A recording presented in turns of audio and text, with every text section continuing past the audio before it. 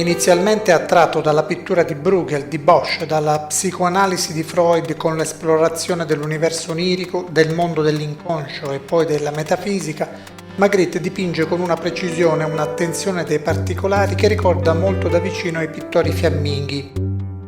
Lavora per libera associazione di forme e idee, creando una realtà differente da quella che conosciamo, dove oggetti comuni assumono significati diversi, dove la ragione spesso fa a pugni con la percezione visiva.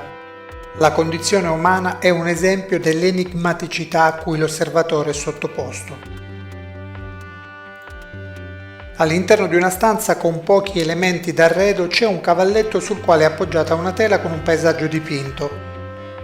Oltre le spesse tende marroni c'è una finestra con lo stesso paesaggio della tela. La parte di paesaggio che la tela copre alla vista è riprodotto con pennellate decise creando un quadro nel quadro.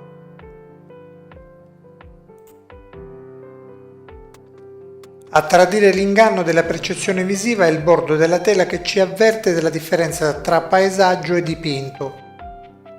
La distinzione tra realtà e rappresentazione appare evidente una volta scoperto l'inganno.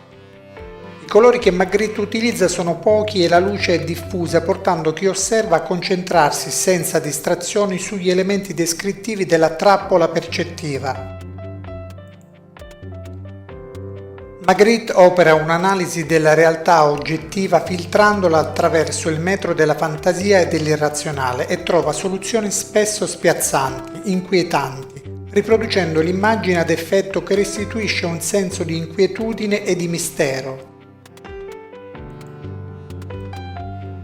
Esiste una seconda versione dell'opera dove il paesaggio è una marina. La sensazione di smarrimento rimane inalterata allo sguardo dell'osservatore.